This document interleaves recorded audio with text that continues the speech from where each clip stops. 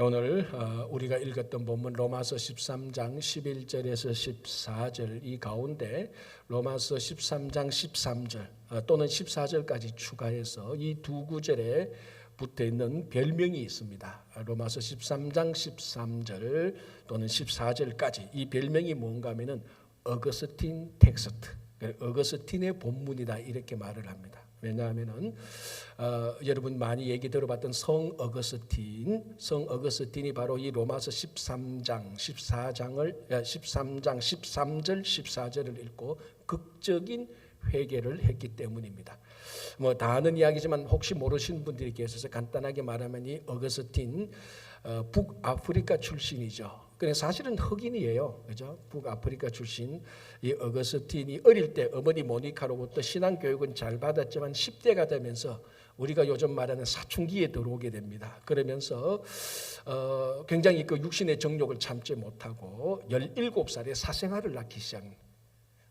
그 17 사생아를 낳고 그 부모 그 아버지 노릇 감당하지 못하는 거 팽개쳐버리고 또 한편에서는 진리를 찾고자 나름대로 굉장히 연구합니다. 그래서 많은 종교, 하나님을 떠난 다른 종교 그리고 인간적인 철학에 매진합니다. 그러니까 이중적인 생활을 하게 되죠. 이러는 가운데 북아프리카를 떠나서 로마에 가게 됩니다. 로마에 가서 밀라노를 어슬렁거리면서 밀라노에 있는 어떤 한 수도원 바깥에서 여전히 그런 이중적인 생활을 하며 고민을 하게 됩니다. 좀 참 진리가 뭘까? 뭐 이러면서 또 정욕에 빠지고 이러는 가운데서 잘 아는 대로 그 수도원 안쪽에서 어린아이들이 놀면서 그 놀이 게임을 하는데 게임하는 놀이에서 라틴어로 톨레레게라는 말이 듣깁니다. 그 글자는 집어서 읽어라라는 글이거든요. 그때 마침 어거스틴의 품속에 어머니 모니카가 준 성경이 있었습니다. 그래서 그 성경을 들고 읽는데 그때 읽었던 본문이 로마서 13장 13절. 다시 한번 읽어드릴게요. 낮에와 같이 단정히 행하고 방탕하거나 술 취하지 말며 음란하거나 호색하지 말며 다투거나 시기하지 말고 이 말씀을 딱 읽게 됩니다. 여기서 이제 극적인 회개를 하게 되고 진짜 참 진리가 예수 그리스도에 있다는 것을 발견하게 되는데 나중에 어거스틴이 그 유명한 고백록을 기록하게 되는데 그 고백록에 이때 읽었던 자기 심정을 이렇게 고백합니다. 제가 읽어드릴게요. 더 읽을 마음도 그럴 필요도 없었습니다. 이 말씀을 읽고 내 마음에는 기쁨이 넘치고 온갖 어두움이 다 사라져 버렸습니다. 그러니까 로마서 13장 13절 이 말씀이 어거스틴을 방탕했던 그 이중적 삶을 살던 어거스틴을 한순간에 다 뒤집어 엎어버렸습니다. 그래서 사도 바울 이후 지난 2000년 동안 사도 바울 이후 가장 존경받는 가톨릭도 개신교도 가장 존경하는 위대한 성인이고 신학자가 된 것입니다. 그러니까 보통 우리가 이렇게 말합니다. 어거스틴이니까 그래도 이 말씀을 읽고 그렇게 뒤집어졌지 이렇게 말하는데 사실은 반대입니다. 누구든지 오늘 이 말씀을 듣고 이 말씀 속에서 극적인 회개와 우리 속에 있는 어두움의 일을 다 벗어던진다면 우리 역시 어거스틴이 되는 겁니다. 그래서 바라기는 오늘 이 말씀에 어거스틴처럼 다 뒤집어지기를 간절히 바라는데 몇 명 뒤집어질지 모르겠습니다. 아니면은 내 삶 속에 이 어둠의 일이 있다면 그런 것들이 다 뒤집어지기를 진짜 간절히 바랍니다. 그래서 이 로마서 13장 13절 또는 14절 말씀은 지난 20세기 동안 2000년 동안 가장 위대한 성인을 만들어낸 본문입니다. 우리하고 다르지 않습니다. 똑같은 우리와 같은 성정을 가진 어거스틴 정말 위대한 성인이 되는데 오늘 이 말씀을 보면서 우리 삶 속에 이 말씀의 능력이 함께하기를 간절히 바랍니다. 자, 로마서를 지금 우리가 읽고 있는데 로마서를 읽는다는 것은 반드시 이 로마에 살고 있는 사람들 그들의 삶의 상황을 알아야 되는 거죠. 그렇지 않습니까?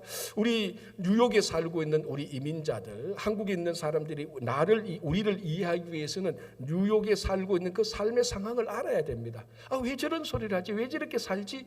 우리는 뉴욕에 사니까 이런 소리라고 이런 소리라고 이렇게 살아가는 것이죠. 똑같이 로마서는 로마에 있는 크리스찬들을 위해서 썼던 편지인데요.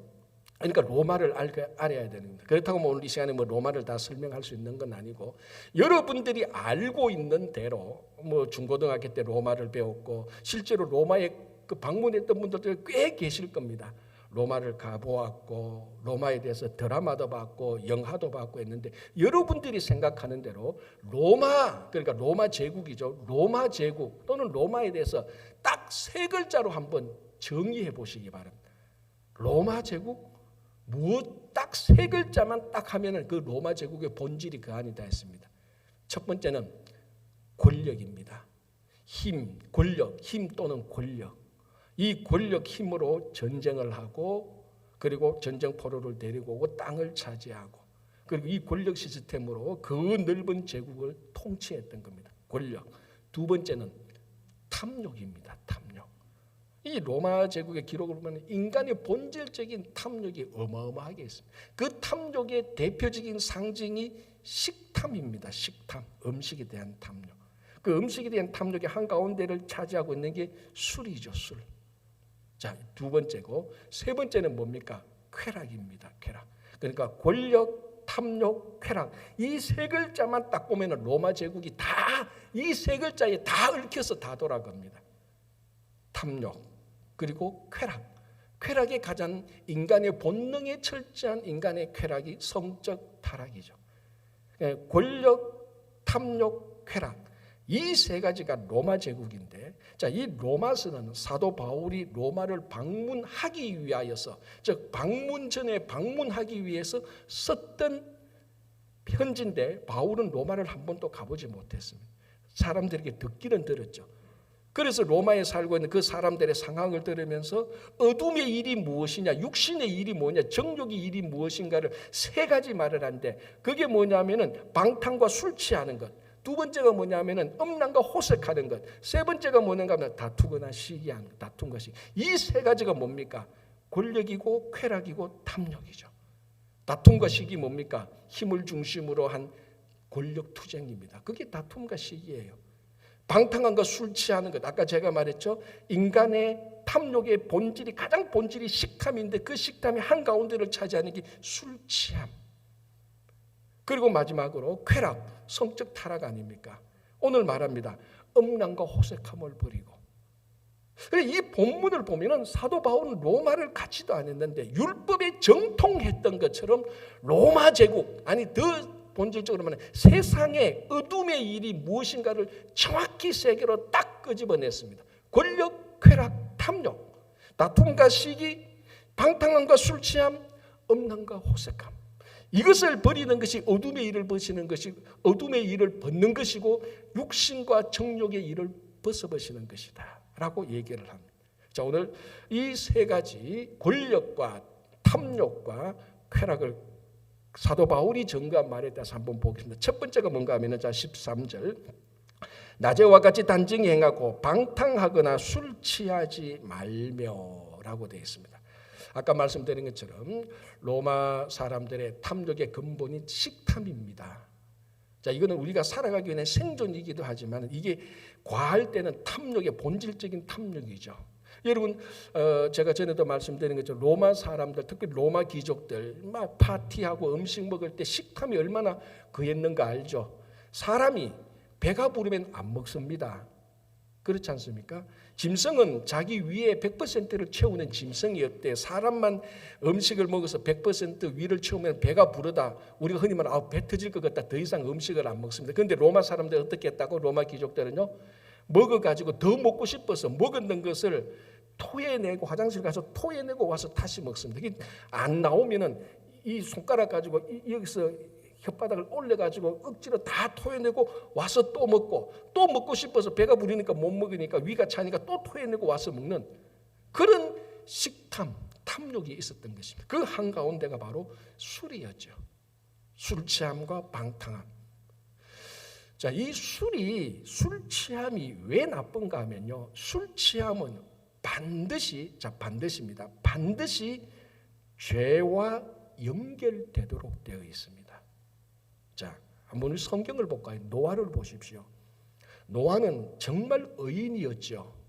노아가 있을 때 세상 사람들이 다 타락하고 부패해도 노아는 하나님께 은혜를 발견했고 하나님께서 노아를 의인이라고 말했습니다. 그래서 그 홍수로 심판할 때 의인 노아를 하나님께서 방주를 짓기 위해서 건져주셨습니다. 그리고 홍수가 끝난 다음에 노아가 포도 농사를 짓고 그 포도주를 마시고 취해버렸습니다. 술에 취한과 같이 취해버렸죠. 자, 이 자체로 노아가 범죄를 지었거나 죄를 지은 것은 아니지만은 노아가 이 포도주에 취함으로 술에 취함으로 말미암아 어떻게 죄와 연결되는가 하면은 술 취함은 반드시 죄를 짓거나 아니면 죄를 지을 수 있는 기회를 제공하게 됩니다. 자, 노아가 술 취해서 벌거벗은 채로 잡니다. 그 아들, 세 아들 가운데 가나안이라는 아들이 아버지의 수치를 보고 덮어주지 않고 그 자기 셈과 야벳에게 아버지의 수치를 드러냄으로 말미암아 가나안이 하나님으로부터 저주를 받게 됩니다. 자, 그러면 이 사건을 우리가 아는데 가나안이 저주를 받게 된 원인 제공은 누가 했습니까? 아버지 노아가 한 거라고요.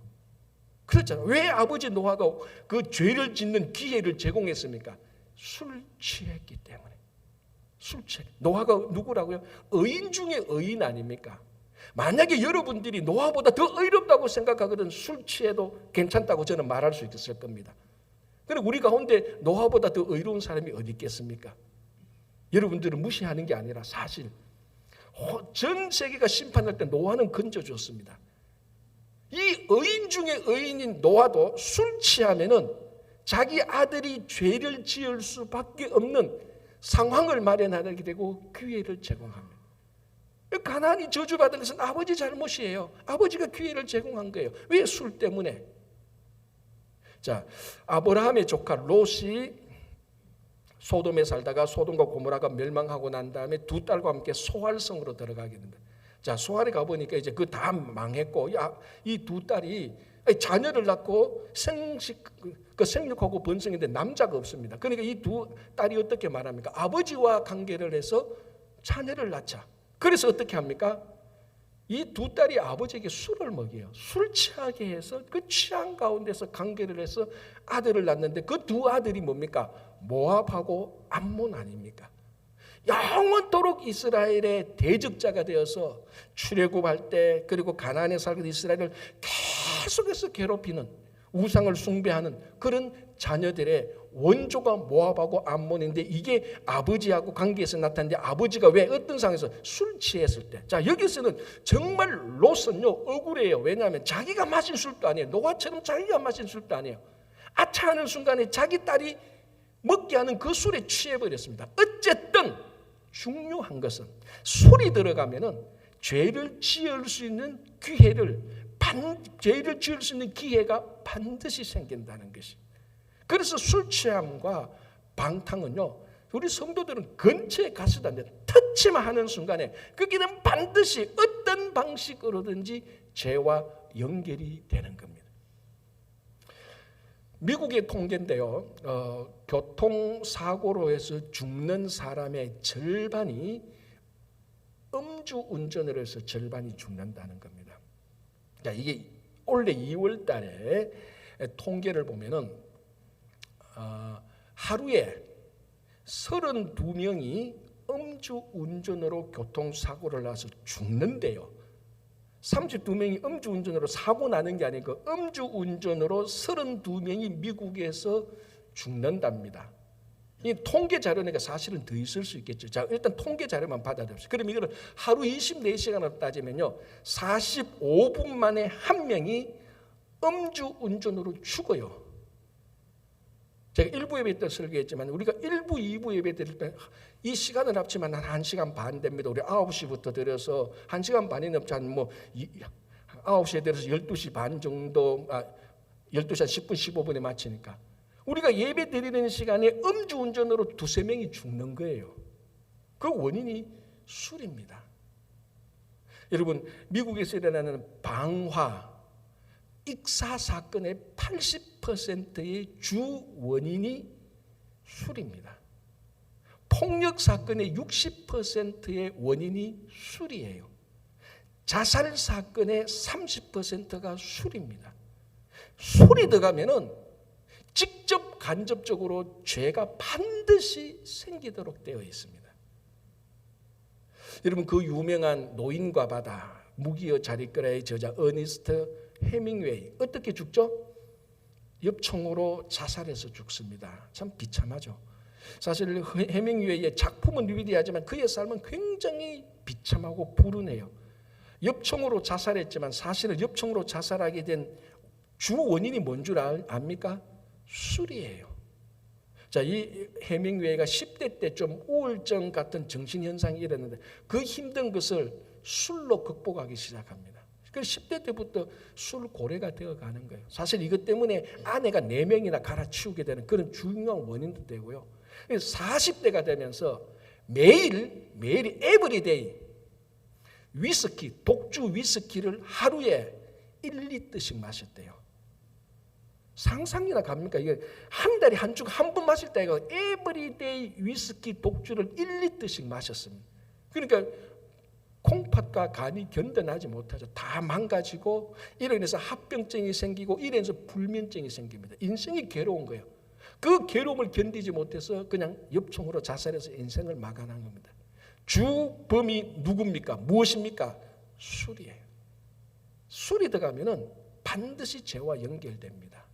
여러분들이 죄를 짓거나 죄를 지을 수 있는 형편과 상황을 마련하거나 무엇을 해도 거기는 죄가 탄생하기 마련입니다.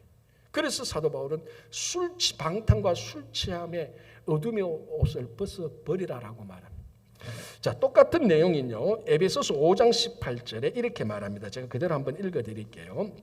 에베소서 5장 18절. 술 취하지 말라. 이는 방탕한 것이니 오직 성령으로 충만함을 받아라. 자, 성령으로 충만되는 것을 술과 연관해서 단어를 바꾸면 성령에 취하는 거죠. 바울은 말합니다. 간단히 말해, 술 취하지 말고 성령에 취해라라고 말을 합니다. 자, 여러분, 둘 중에 하나는 우리는 취해야 됩니다. 성령을 충만하게 하든지 술이 충만하게 하든지. 술이 충만하면 죄가 충만합니다. 성령이 충만하면 모든 죄로부터 우리는 오늘 이 시간부터 단절하기 시작하는 겁니다. 이런 내용들을 잘 알았던 사람들이 누군가 하면은 우리나라에 온 미국의 선교사들이었어요. 20세기 초에 19세기 말 20세기에서 20세기 초에 선교사들이 와서 그때는 조선 때 아닙니까? 그러니까 일본에게 한일 합방 되기 전 20세기 말 19세기 말 20세기 초 이때에 선교사들이 와서 이 조선을 보니까 이 술이 사회를 망치거든요. 그래서 그런 규정들을 정했는데요. 1901년에 장로교 공의회에서 신앙생활 수칙 7가지를 정하게 됩니다. 이 1901년이니까 지금부터 몇 년입니까? 이게 100년, 120년 전입니다. 120년 전에 한국에 선교사로 온 선교사들이 7가지 수칙을 정했는데 제가 한번 읽어드릴게요. 첫째, 예배 출석 잘할 것. 둘째, 성수주일 잘할 것. 셋째, 부모에게 효도할 것. 넷째, 일부일처할 것. 아주 리얼하죠, 현장, 그죠? 저는 갈로에 놨습니다. 일처일부도 맞다. 저는 그래서 사실 그때 일처일부는 일부일처할 것. 그 시대에 1901년 20세기 초에 그 조선 때 양반은 뭐 일부일체가 아니고 일부다체였거든요. 선교사들 그러니까 잘못됐다고 지적한 겁니다. 예수 믿는 사람은 양반이든 뭐 서민이든 종이든 일부일체 하라는 겁니다. 다섯째, 인가귀도할 것. 이게 무슨 가면 인가귀도, 인도할 것, 가정을 인도한다는 귀. 그러니까 이걸 데리고 간다는 길도자인데 이게 도 아니에요. 그러니까 인가귀도는 가정을 말씀의 도로 인도할 것 이 말입니다. 아주 그러니까 한 가정이 전부 다 가정 전체가 예수를 믿어야 되는 그런 거죠. 여섯 번째 뭐냐면은 금면 성실할 것. 이제 7번째가 뭔지 아시겠죠? 금주금련할 것. 딱 시작했습니다. 여러분, 이 당시에 1901년에 어떤 지도자도 조선에 금주금련을 말한 지도자가 없었어요. 그 시대에 이 술이 이 사회를 망치고 가정을 망친다는 것을 정확히 꿰뚫어본 어떤 지도자도 없었어요. 선교사들이 그걸 본 겁니다. 술 취하지 말라, 방탕한 것이다. 그래서 7가지 신앙생활 규칙에 마지막에 금주 금년 적어놨어요. 여러분 가정에 신앙 수칙이 없으면 이거 7가지 그대로 적어 놓으십시오. 괜찮아요. 정말 좋은 거예요. 예배 출석 잘하고, 성수주의하고, 부모에게 효도하고, 금년하고, 일부일체하고, 금주금년하고, 인가귀도, 가정을 말씀으로 인도하고, 이게 가장들이 해야 될 것 아닙니까? 그래서 바울은 술 취하지 말라, 방탕하고 술 취하고, 이게 로마 제국의 탐욕의 본질이고, 더 정확히 말하면 세상의 본질이에요. 그래서 술 취하지 않고 우리는 성령 충만함으로 살아가야 되는 겁니다. 술 대신에 여러분 성령으로 충만하시기를 간절히 바랍니다. 자, 두 번째가 뭔가 하면요, 음란하거나 호색하지 말며, 이 성적 타락이죠. 여러분, 이 로마 제국의 성적 타락의 내용들은요 어마어마합니다. 제가 아무리 배짱이 있어도 로마 제국의 성적 타락을 이 강단에서 말할 자신이 없어요. 상상 이상입니다. 그래서 제목만 쭉 나열하면요, 매춘, 건친, 동성애, 소아성애, 수간, 트랜스젠더, 성전환이죠. 놀라운 거는요, 2000년 전에 로마에서 어떤 한 황제는 성전환했다는 흔적이 발견됩니다. 아직 확실한 건 아니에요. 이건 성전환한 거 아니냐는 그런 기록들도 흔적도 또 나타나. 그러니까 오늘날 타락한 모든 사회나 공동체에서 나타난 성적인 부패와 타락은 2000년 전 로마에 다 있었습니다. 자, 그런데 진짜 중요한 것은요, 그러나 여러분, 어느 시대 동서양을 막론하고 고금 동서를 막론하고 다 받아요. 다 성적으로 타락 부패가 다 있었어요, 사실은.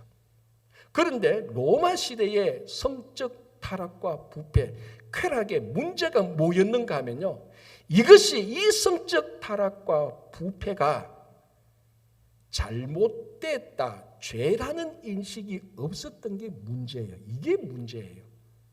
모든 사회는 성적 타락과 부패가 다 있습니다. 없을 리가 없죠. 죄인들이 사니까. 그러나 그 사회나 공동체가 멸망하지 않고 그대로 가는 공동체는 타락과 부패가 잘못됐다라고 말하고 그것을 고치려는 사회적인 움직임이 있는 공동체 사회는 괜찮았어요.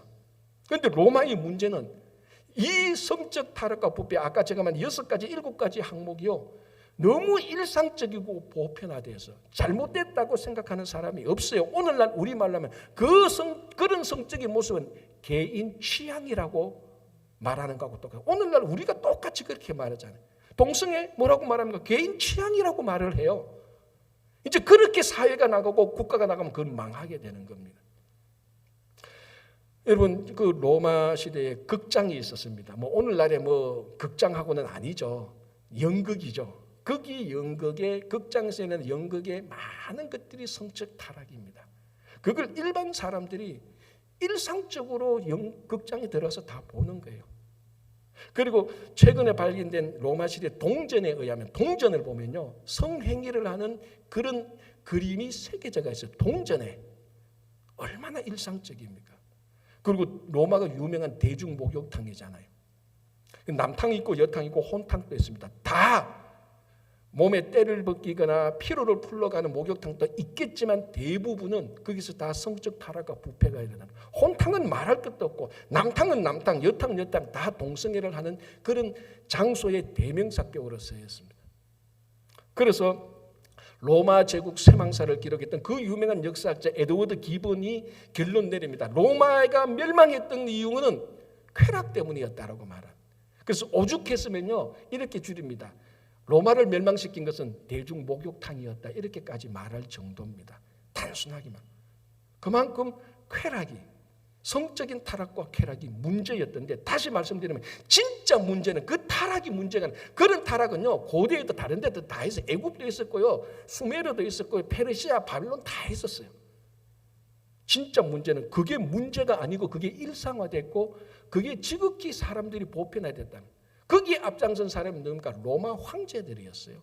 심지어 로마 우리가 존경하는 철학자들도요, 미소년 동성애를 하면서 그게 잘못인지를 기록 안 하고 있어요. 그 당연한 거를 기록했어요. 이게 문제예요. 자, 오늘날 어떤 상황인가 하면요, 2000년도, 그러니까 지금부터 23년 전이죠. 2000년도에 통계를 보면은, 이건 미국 통계입니다. 미국에 있는 어린 아이가 하루에 대중매체를 통해서 여러 가지 모든, 그러니까 커뮤니케이션이죠.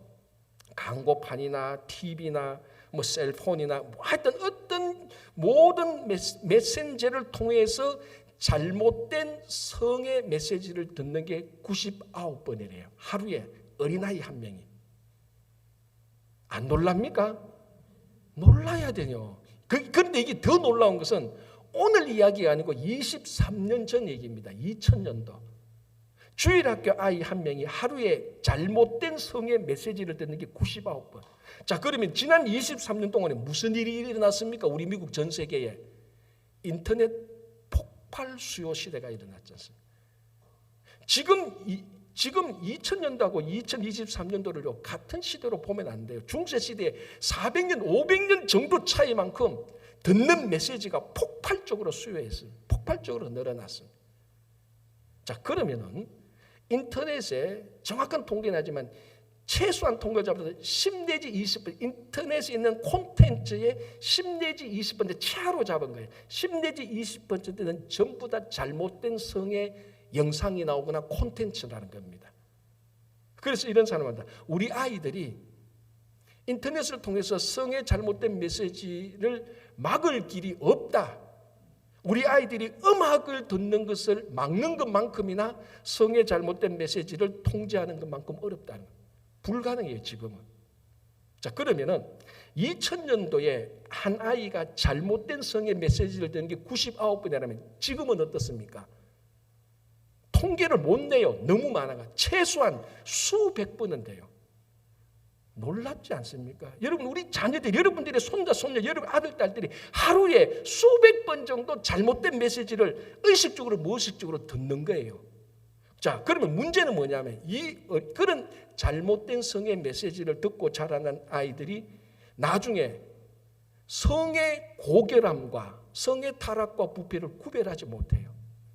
성적 타락과 부패를 아까 말씀드린 개인 취향으로 다 돌립니다.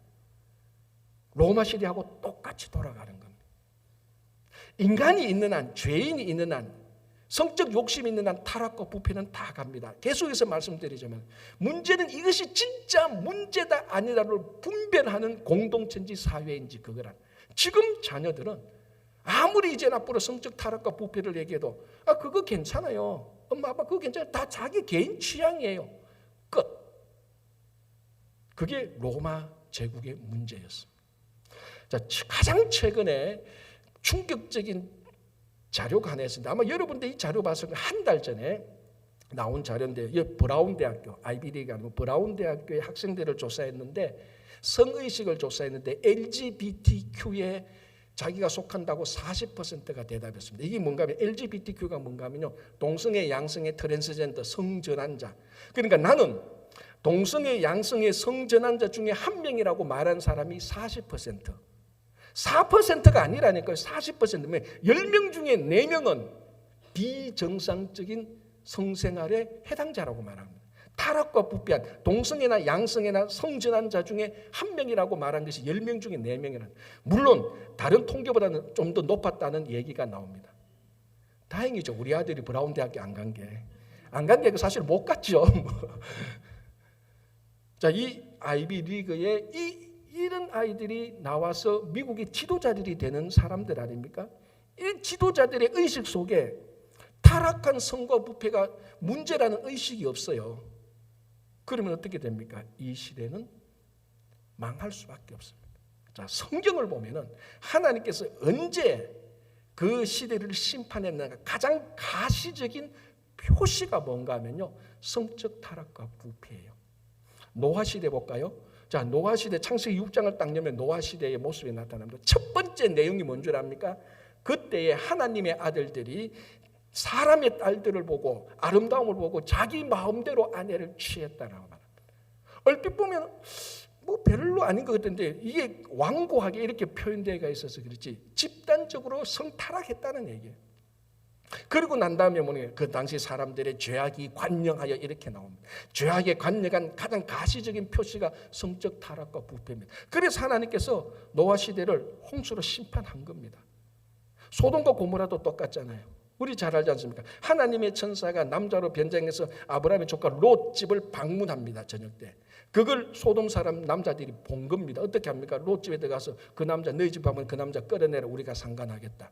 동성애를 하겠다. 그런데 그게 지극히 정상적으로 이루어졌던 겁니다. 그래서 소돔과 고모라도 멸망하게 되는 거예요. 에스겔서 23장을 보면 남유다가 바빌론에 멸망한 이유가 뭔 줄 압니까? 음란했다라고 말합니다. 육체적인 음란도 있었고 영적인 음란도 있었다 그랬습니다. 그러니까 성경을 보면 어느 시대든지 어느 공동체든지 어느 국가와 민족이든지 그게 가시적으로 성적 타락과 부패가 도를 넘어갈 때 하나님께서는 반드시 심판했어요. 왜 가시적으로 도를 넘습니까? 그게 잘못인지 모르니까. 그 타락과 부패를 지극히 일상적으로 생각하고 그게 정상적으로 생각하고 그런 삶을 계속해서 살다 보면 하나님께서 보시기에 하나님의 한계를 하나님께서 보기에 심판의 한계를 넘었을 때 심판을 받게 되는 겁니다. 자, 고린도전서 3장 16절 17절에서 이렇게 말하고 있습니다. 우리가 잘 아는 내용이죠. 제가 한 번 더 읽어드릴게요. 너희는 너희가 하나님의 성전인 것과 하나님의 성령이 너희 안에 계시는 것을 알지 못하느냐. 누구든지 하나님의 성전을 더럽히면 하나님이 그 사람을 멸하시리라. 하나님의 성전은 거룩하니 너희도 그러하니라. 성적 타락과 부패가 성도에게 가장 결정적으로 나쁘게 미치는 영향이 우리의 거룩을 파괴하는 것입니다. 거룩을 파괴하는 것입니다. 자, 하나님 사도 바울은 말하는 우리가 성령의 전이 있기 때문에 우리 하나가 성전이다. 제가 뭐 교회 얘기할 때 늘 얘기했다. 그래서 우리는 걸어다니는 움직이는 모바일 처치다. 우리가 교회다. 왜? 성령이 있으니까. 이 거룩한 성전인데 이 거룩한 성전을 더럽히면은 하나님께서 심판하겠다고 말하는. 그게 오늘날 성적 타락과 부패가 만연해져 있는 이 시대를 그대로 드러내주고 있습니다. 그래서 우리는 이 어둠의 일을 벗고 우리는 성령을 따라감으로 말미암아 늘 거룩한 삶을 살아가기 위해서 성령의 인도하심을 따라가야 되는 겁니다. 그건 의도적으로 예수 믿는 구원받은 우리가 의도적으로 그런 노력을 해야 됩니다. 이게 성화된 삶 아닙니까? 자, 세 번째 보겠습니다. 로마서 13장 13절. 다투거나 시기하지 말고. 다툼과 시기. 이걸 국가적인 용어로 바꾸면 권력투쟁입니다. 그렇지 않습니까? 모든 권력투쟁에는 다툼과 시기 때문이죠. 자, 로마 제국을 볼까요? 어떤 유명한 로마 역사학자는 이렇게 말합니다. 모든 권력의 속성은 로마에서 다 행해졌다 이렇게 말합니다. 로마는 한마디로 말하면 권력 시스템이에요. 우리가 너무나 잘 아는 줄리어스 시저, 로마 최고 지도자. 그때는 사실 줄리어스 시저는 황제라고 불리지 않았죠. 그 이후부터 황제라고 하는데 어쨌든 로마의 최고의 위대한 지도자 한 명은 줄리어스 시저입니다. 어떻게 죽습니까?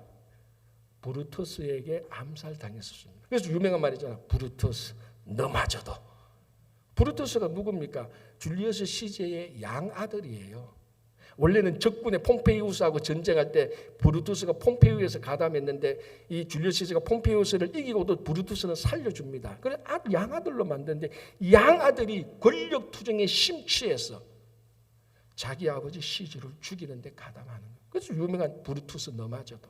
가장 측근에 의해서 배신당할 때 하는 얘기가 그거 아닙니까? 자, 그리고 1대 황제가 나타납니다. 아우구스투스부터 황제가 나타나고 계속 이제 황제가 나타나는데 8대까지 황제만 보면 이 로마서가 기록될 점 보면 8대까지 정도 보면요. 1대 황제부터 8대 황제까지요. 4명이 암살당해요. 그리고 2명은 자살을 해요.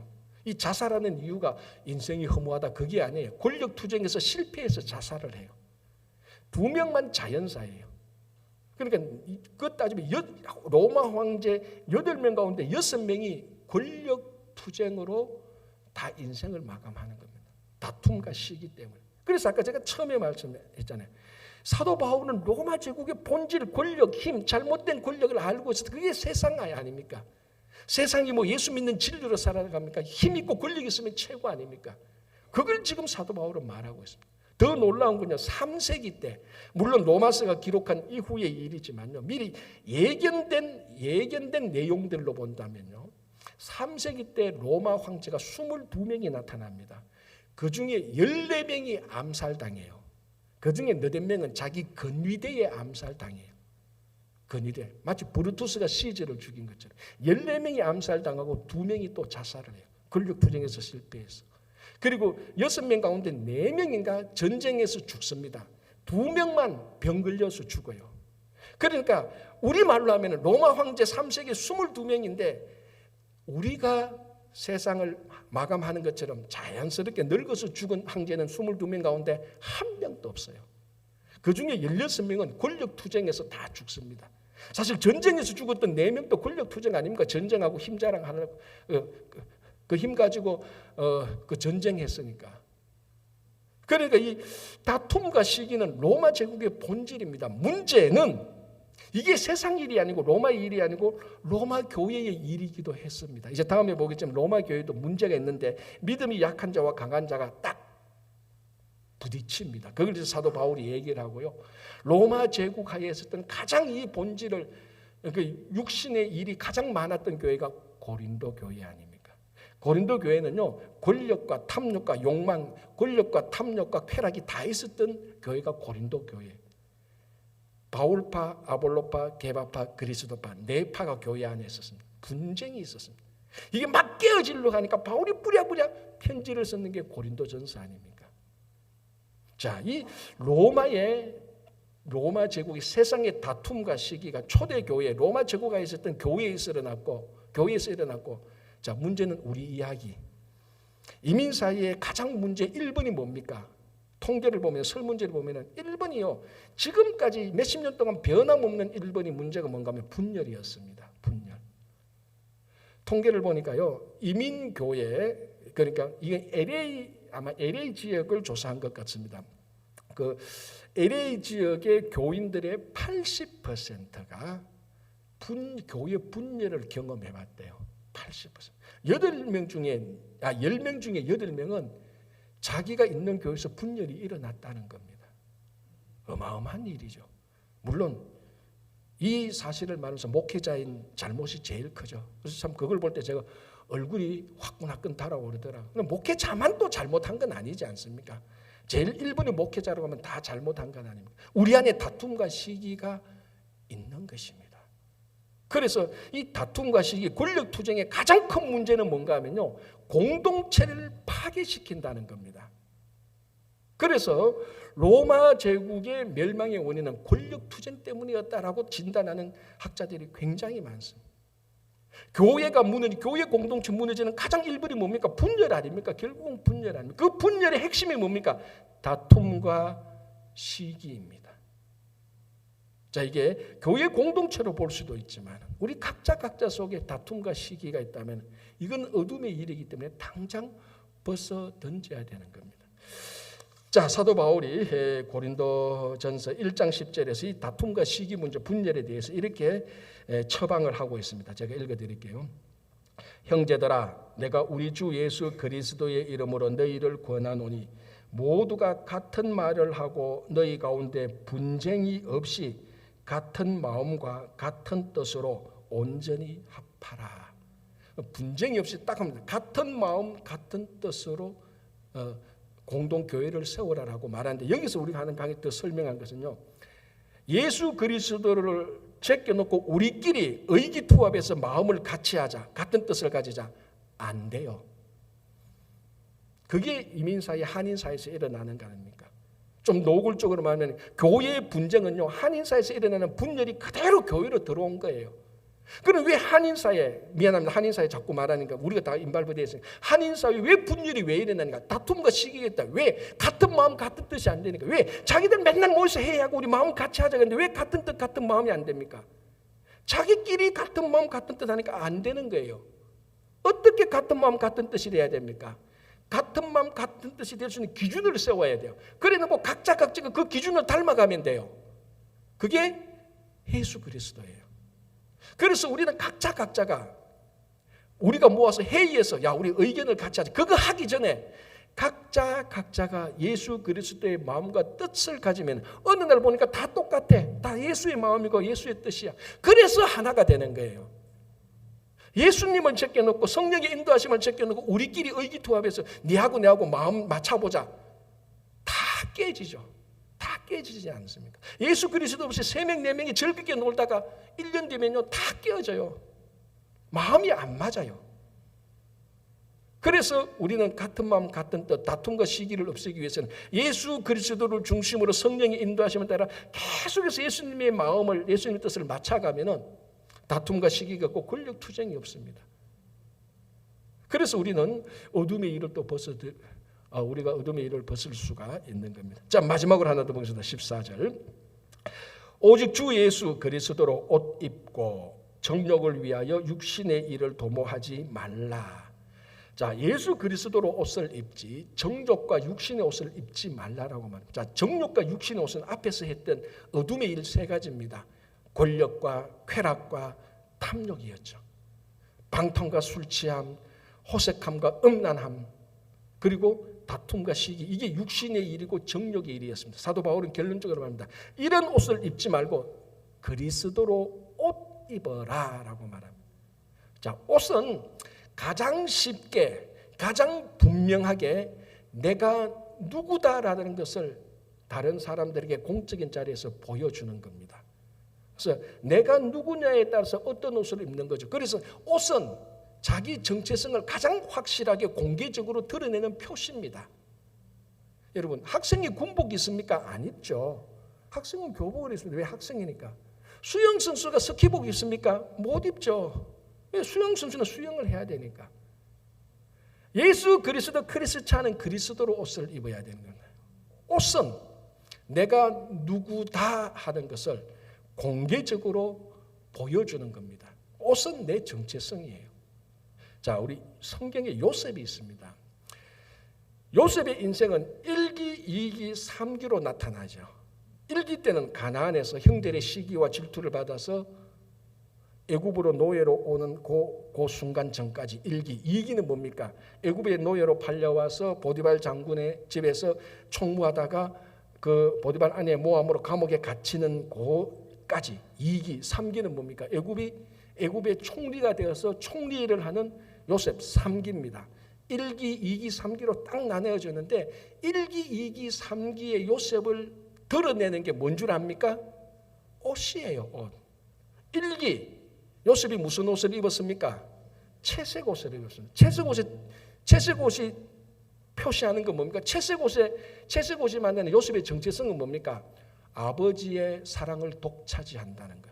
채색 옷이 그래요. 옷을. 그러니까 형제들이 볼 때 요셉이 채색 옷을 입는 그 옷을 보고 아버지 야곱이 요셉만 사랑하는구나, 편애하는구나.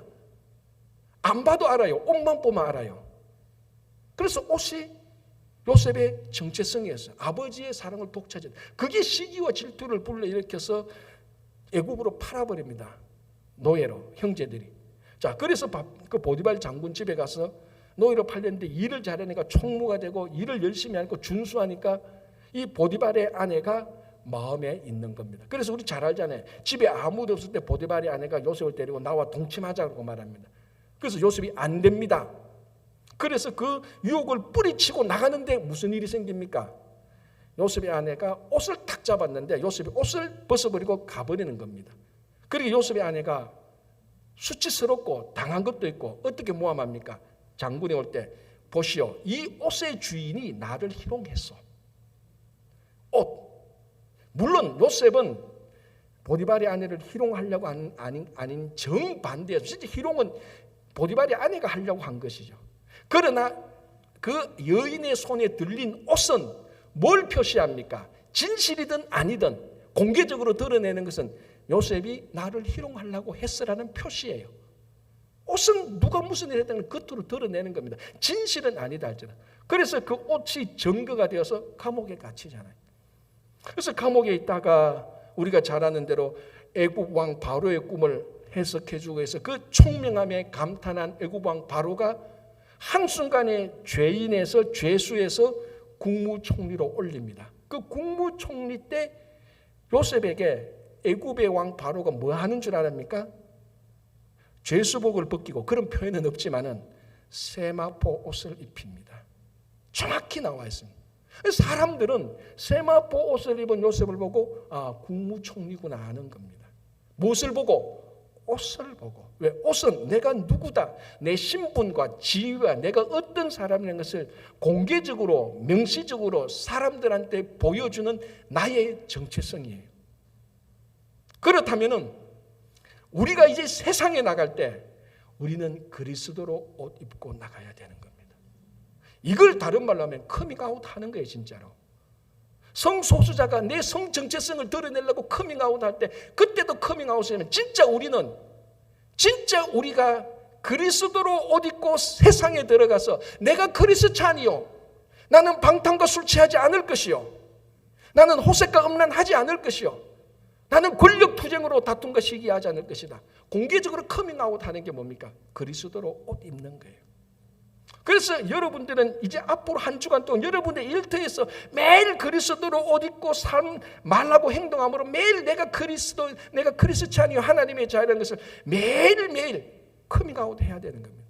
모든 성도들이 그리스도로 옷 입고 이 세상에 나가서 커밍아웃 할 때 이 세상은 단 한순간에 하나님의 나라로 확장될 겁니다. 그래서 바울은 그리스도로 옷 입고 정욕과 육신의 옷을 벗어버리고 어둠의 옷을 벗어버리고 빛의 갑옷을 입고 그리스도의 옷을 입고 세상에 나가라.